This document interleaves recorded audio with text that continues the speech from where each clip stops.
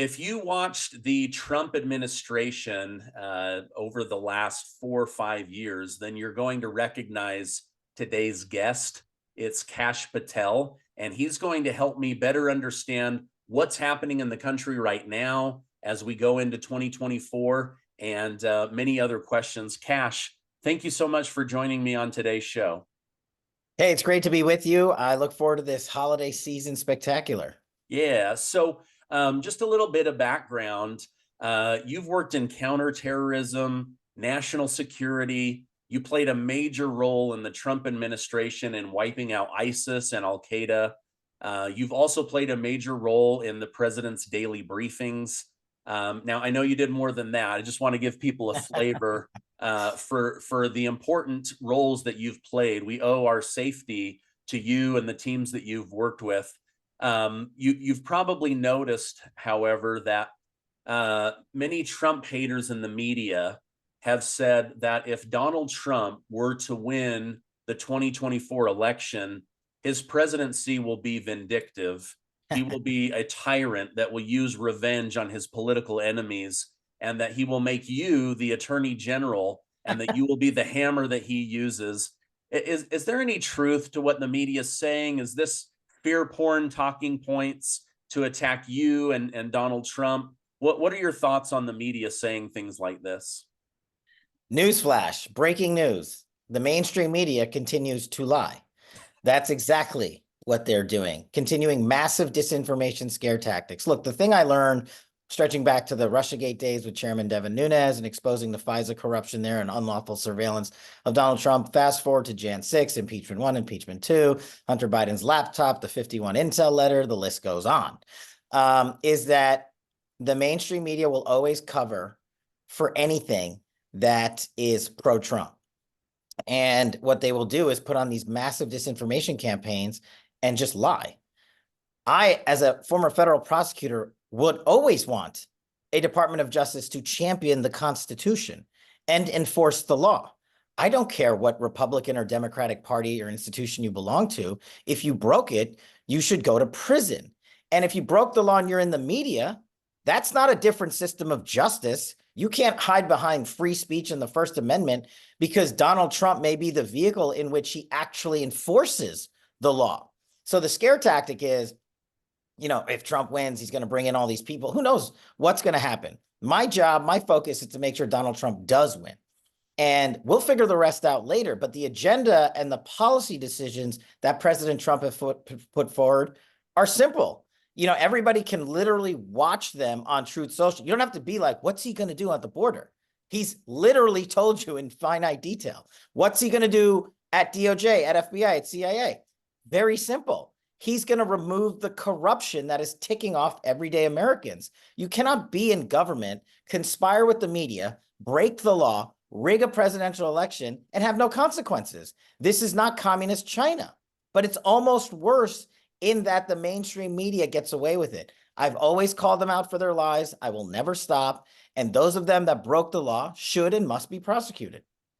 Yeah, I've only been in journalism for about 3 years now, but growing up, it seems like the journalists that I really respected, journalism was used to hold the government accountable to the people and for their decisions and their behavior. And now it seems that the government dictates to the media what they're allowed to talk about. They provide them with the talking points. Hey, you really need to push to make Joe Biden look better. Bidenomics is not going well. Put a little spin on this. Get the president some extra airtime. I watched the way that they edit him leaving the stage, his speeches, the way that he gets lost. And then they say, isn't it adorable that our president has a stutter? Other children with stutters can look up to him. He never had a stutter before. I mean, it's complete and total cover up. And yet the media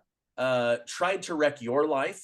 They've tried to wreck the president's life. And what you think that do they think that you guys aren't going to get back in office and say, okay, wait a minute, there has to be some form of accountability for the destruction that you've done?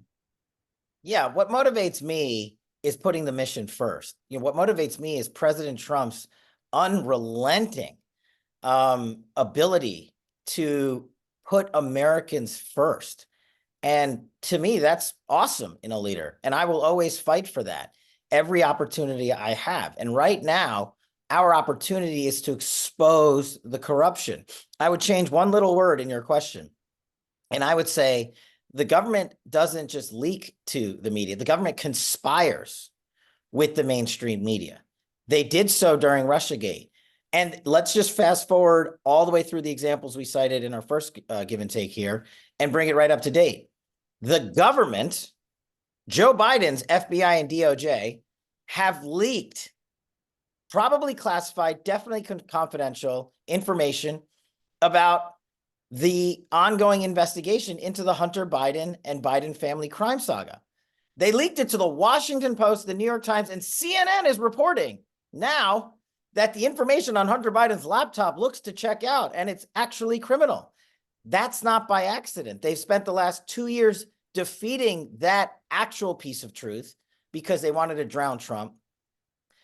Trump has shifted the landscape, and everybody is seeing how dominating of a performance he's putting on in the country in the polls. And so the media's option now, join together with the deep state operatives in the FBI and DOJ, who are going to rig another election and show show Joe Biden the exit door by actually finally truthfully reporting on it. I mean, it's the ultimate irony of ironies. They could have reported on this stuff before the last election. They could have talked about Hunter Biden's laptop, not called it Russian disinformation, and put on display the criminality, whether it's prostitutes, drugs, underage women, tax fraud, you name it. But they intentionally chose not to because at the time it benefited the deep state. And what benefits the deep state now is someone that can beat Donald Trump, and that ain't Joe Biden. Yeah, I agree with you. Nobody is pushing the Trump will rule as a dictator message harder than Hillary Clinton. Why hasn't she been held accountable for upending the country, ruining Trump's presidency with her lies, paying for this fake Russian dossier that misled many people, including myself, for a while? Why was there no accountability for Hillary Clinton? Look, to me, as a chief Russiagate investigator who exposed that, I take that one personally. That's what I wanted, accountability. And Congress can't give you the prosecutions that the American public want. And because the deep state is so big and pervasive, is the short answer that Hillary Clinton essentially got a pass. But that speaks to your very question. She, Hillary Clinton, the lady who bought and paid for foreign fake intelligence, funneled it into the FBI and had them lie to a federal court to illegally surveil her political opponent. She is the one calling Donald Trump a dictator, just so we're clear. This is the person who is calling the Trump and Trump movement a dictator. And when in the Trump administration did he act like one? Did he hijack the military and stay in the White House unlawfully? Did he call me and ask me to order the uniformed soldiers in this country to make sure the election was overturned? Did he do any of these things that remotely even resemble dictatorships? No. He followed the Constitution. He, of course, wanted accountability that you're talking about, that I want. And I think, actually, this is maybe Kash Patel's crazy talk, but I think Hillary Clinton is fixing to jump in the race. And I personally would love nothing more than for Donald Trump to finally end the Clinton empire and regime of fake information and dictatorship by showing them the exit door permanently. People are seeing Hillary Clinton's hypocrisy. People are seeing that she is responsible for Russiagate, and people are seeing that she is the one that needs to be held accountable. I'm just waiting for the mainstream media to pick their horse. They'll probably go with Gavin Newsom, but it could be her. Yeah, interesting. You've talked about the deep state and the deep state doing what's best for the deep state. When it comes to Donald J. Trump, I've heard many reasons why they hated him. Colonel Douglas McGregor and Tucker Carlson have both said that he threatened to interrupt the flow of money towards war and the military-industrial complex. I've heard other people, share that, he just wasn't an insider. He wasn't part of the swamp. Have you given any thought to why the deep state is working so hard to keep Donald Trump out of the White House?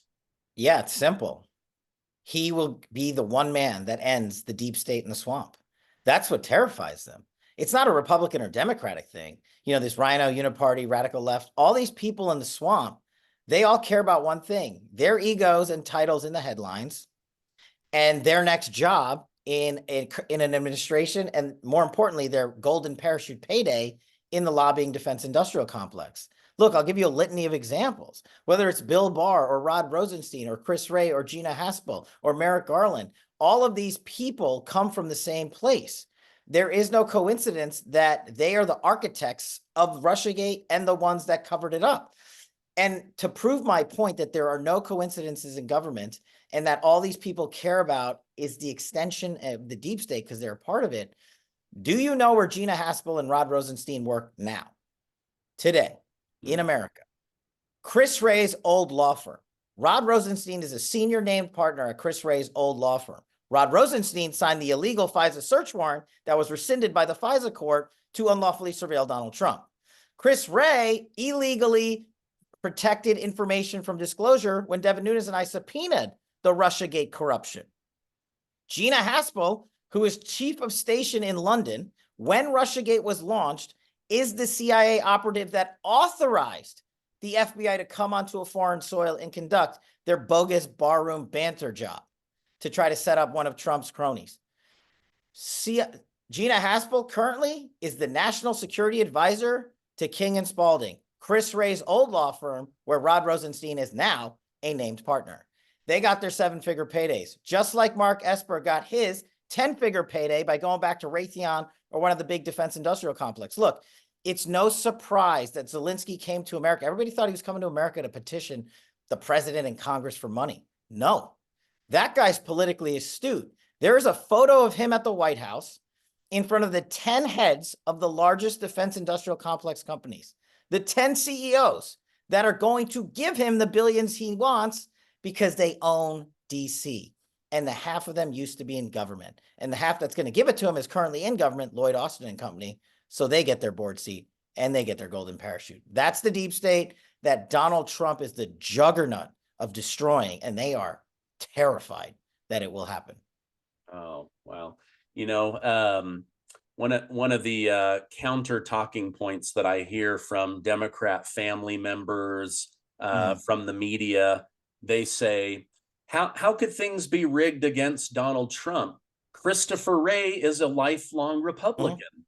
Christopher Wray was put in by Donald Trump himself. Of course, he's not going to go against Donald Trump. But we know there's lots of Rhino Republicans. But now that you've connected these dots, that he's literally covering and getting jobs for the very people that screwed over Donald Trump. Like, you just connected a huge dot for me, and I hope for my audience, that I had never put together. Wait, there's one more. Crazy. Sorry, Okay. I don't mean to cut you off. There's one more that you probably haven't heard about.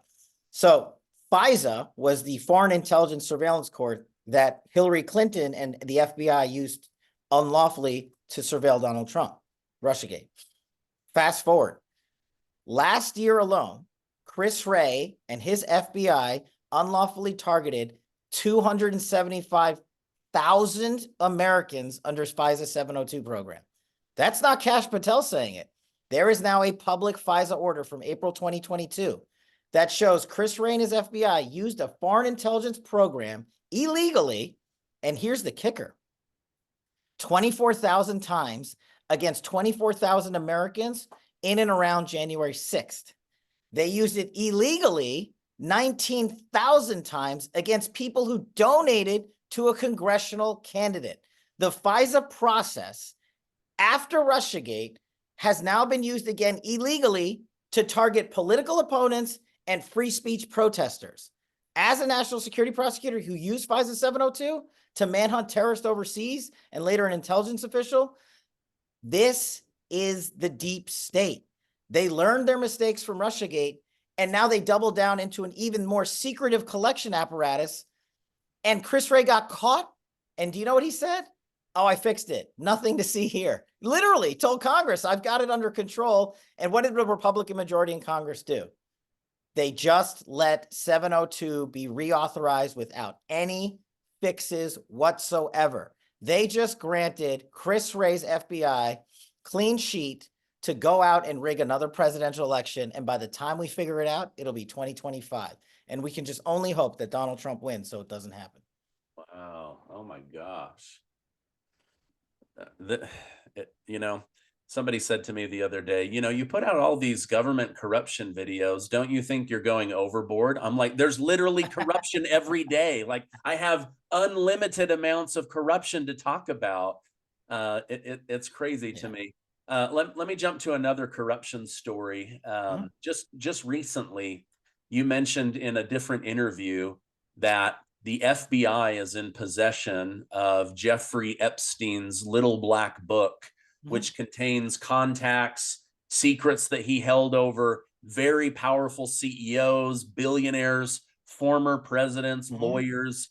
You said that on day one, Donald Trump should release that black book. Yeah. What is your thinking behind that? Simple. Sunshine is the best disinfectant. I think a Supreme Court justice said that. Donald Trump has always been an anti-corruption machine. He has always been a censorship-free guy. He has always been an accountability guy, and he has always been the one president who, more than any other president before him, put material out for the American public to see themselves. This is no exception. This whole conspiracy that somehow the black book doesn't exist or the Senate Intel Committee refused to release it. As a former federal public defender and prosecutor, the first thing you do when you target somebody is you subpoena every single document they own. There is no way the FBI doesn't have the book, the list, and a whole host of other information. Now you got to ask yourself, why did the Senate prevent its release the other week? I think it was Dick Durbin who blocked it. Okay, fine. We know the Senate is ruled by the Democrats. What about the House Republicans? You guys are in the majority. Put your big boy pants on. We shouldn't have to wait for Donald Trump to be elected to get the American people the accountability and exposure of corruption they deserve because the FBI is in on the cover up. You guys can subpoena that information and you guys can release it. But they keep missing these opportunities. And it's not incompetence. These guys aren't stupid. There is a reason. I don't exactly know what it is, why they don't go full bore on some of these initiatives. But I hope when Donald Trump's elected, not only does he release the black book and the flight logs and all of the information from the DOJ investigation that ultimately led to his arrest, but of course he killed himself. So that doesn't mean the American public isn't entitled to that information. And one of the things I talk about, a proposal going forward, is there needs to be a permanent declassification office at the White House that continuously puts out information that has been covered up for years. JFK, 9/11, the Black Book, Epstein, Russiagate, the binder that's now missing. It's amazing that all this stuff that exonerates Donald Trump always goes missing at his blame. Yet he's the guy that tried to put it out. And this is their disinformation campaign, but we got to find a way to get it out. Yeah, yeah. Well, I hope to help be a part of that. The media is saying that Republicans are working overtime to make Hunter Biden look bad, to drum up new fake charges, to get back at Joe Biden because he's doing such a great job. The truth is, he committed several large crimes, including tax evasion. Now his sister looks like she's been evading taxes. So there's two Bidens. Do you think Hunter Biden will actually serve jail time for these crimes? Or will Daddy Joe, the big guy, step in and pardon him? No, he's not going to prison. And what you just brought up is the reason why I think, and the maneuver that the Democrats are going to use to get Joe Biden off the ticket. Joe Biden's going to end up commuting and or pardoning his son, Hunter. And here's the thing. He don't have to wait for a conviction. A president can pardon or commute anyone for any federal investigation for the entirety of the investigation that passes his presidency. So I think, once Hunter goes to court in January and it really starts turning up the heat, and it's no coincidence that CNN is now reporting, oh my God, there is criminal activity on the laptop after 2 years of lying about it. I think when it comes to like February-ish, is my guess, they're going to show the Bidens the exit ramp, and they're going to use Hunter Biden and Joe Biden's pardon or commutation to do it. And that's going to be of the Democratic making. And what Republicans must do is not let the narrative die. we've been telling the truth about the criminality that you talked about. Republicans didn't make Hunter Biden become a crack addict. Republicans didn't make Hunter Biden illegally not pay taxes for 5 straight years. Republicans didn't put Hunter Biden on the board of Burisma and force him to take 7-figure dollars from CCP affiliated companies and the Ukraine. And Republicans certainly didn't go to the Ukraine and threaten their president with firing the attorney general because he was investigating his kid. The Bidens did that. So we can't stop when the Bidens are out, because the people that are covering up for the Bidens now are the ones they're going to put in charge to run against Donald Trump. We got to keep the train moving. Yeah. And do you think once the Bidens see we have to protect our child and use this off ramp to get out, is that when they slip Gavin Newsom in, or Hillary Clinton, or somebody else? Oh yeah, that's I mean, I think it's happening. I mean, I'm not the political pollster. I'm not the political genius. I do go around the country a lot. I speak to a lot of crowds. I travel with President Trump. I talk to a lot of Americans in both the middle of the road politics, the right and the left. And the one thing you see universally across the country, or I see, is that more and more people are subscribing to Donald Trump's version of America, because more and more people are tired of being lied to, and they're tired of the deep state failing to hold people and criminals actually accountable at government, and then saying hypocritically, oh, we're going to prosecute you guys because you're our political opponents. People are tired of it, and it's going to cause this tectonic shift to occur. When a piece of that is the Bidens leaving and Gavin and/or company coming in. Gotcha. Interesting. You have a new book out called Government Gangsters. Great title. The Deep State, the Truth, and the Battle for Democracy. Why did you write this book, and what's in the book? What do we have to look forward to by reading it? Yeah, I appreciate it. Look, Government Gangsters, if you know me at all, writing books is not my jam. But Donald Trump and Devin Nunes told me, they said, look, there's a lot of stories that you have to get out there. And it's not about these things don't make you rich, by the way, for anyone that thinks that's happening. But I was blessed to have those two guys as my bosses and my mentors. And so we put it together. I put it together with a team about how do we defeat the deep state? Everything we've been talking about today, you and I, right? And it's not a Republican or Democrat thing. If you go to the back of the book, there's a glossary of government gangsters in alphabetical order. It doesn't say if you're Democrat or Republican. I probably listed more Republicans. Yeah. Because the deep state isn't a political machine. The deep state is a swamp monster machine. And the other thing I learned was, all right, Kat, everybody can highlight the problems, Russiagate, blah, blah, blah, so on. What are the solutions? That's the key to government gangsters. We took the receipts from the Biden administration and put them in there. The Jan 6 timelines, the FISA court stuff, the Russiagate stuff, the government documents themselves are in here. But we showed you how to fix it. How do we reform the FISA court? What do we do to the FBI besides take away their fancy funding for Chris Wray's G5 jet? How do we reform the intelligence community and the DOD? That's all in here. And Donald Trump launched it on Truth Social. It became a bestseller, and Donald Trump called it the roadmap for 2024. So that's what you get with Government Gangsters. It's, if you want to join the mission and destroy the deep state so the government finally returns to the American people, and the one leader, in my opinion, to do that behind is Donald Trump. Get out there wherever books are sold. It's still a bestseller. And let's catch, the fake news book headlines that are making liberals' minds melt down, and make this thing the #1 book in the country for the holidays. Yeah. And I'll make sure to leave a link down below. Let me ask one more question, Kash, and I'll get you out on this. You mentioned the J6ers. Do you have any doubt in your mind that the FBI was involved in provoking or encouraging peaceful protesters on January 6th? The police using flares and percussion grenades. Was the FBI involved? Did they have assets in the crowd on January 6th? Absolutely. And I'm so glad you brought this up. It's a great place to finish. Remember, for 2 years, Donald Trump should have prevented January 6th. I was his chief of staff at DOD. And in the book, I talk about being in the Oval days before January 6th, where President Trump authorized 10 to 20,000 National Guardsmen and women for DC and other areas. And under the law and the DOD operations, the president can't just send in the military. What we do is we go to the heads of government, in this case, DC, Pelosi, and Bowser, and we went to them days before and said, we got tens of thousands of troops. You want help? No.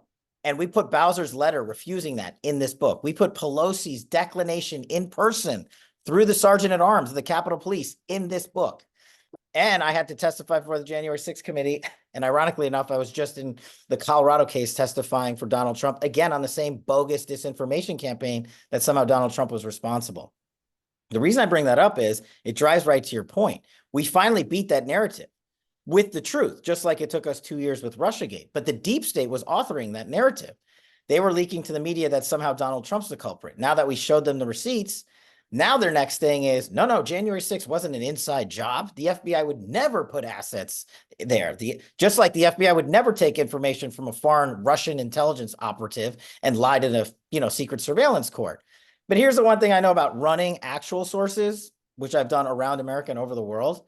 It takes months to prep a source, not like a week. I'm talking like a 6-month prep and certification process. Then it takes another couple of months to figure out where to put them and how to utilize them.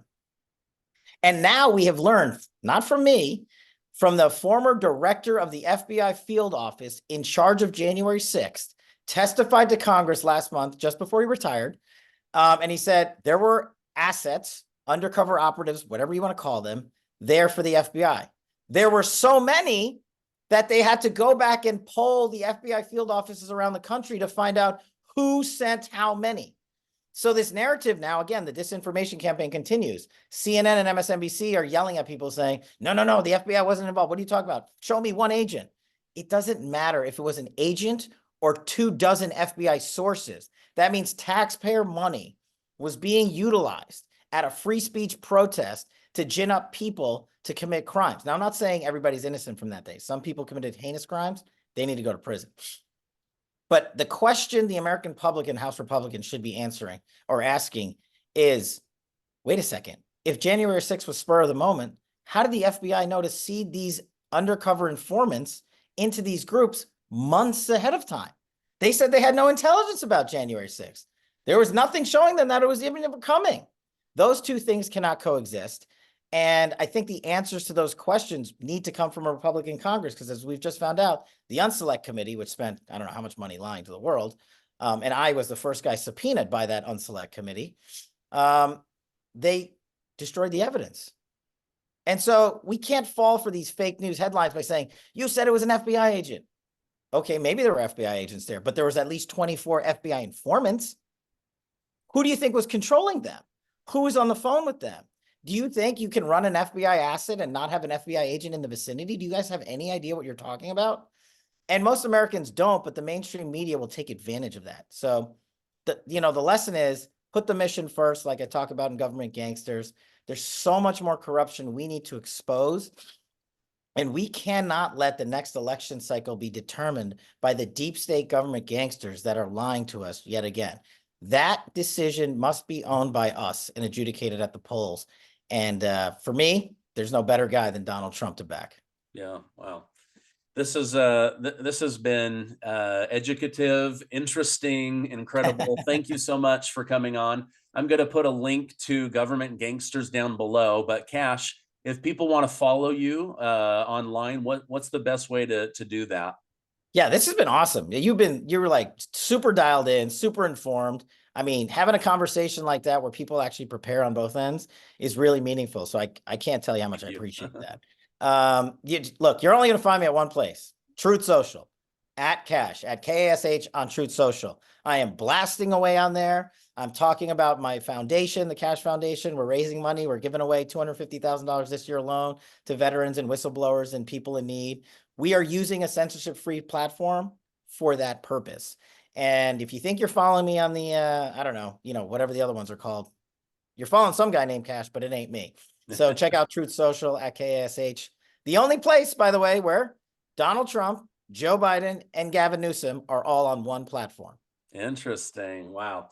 Well, thank you again. I hope you have a great holiday, and thank you for coming on the show. Hey, Merry Christmas. Happy holidays. Have a great one.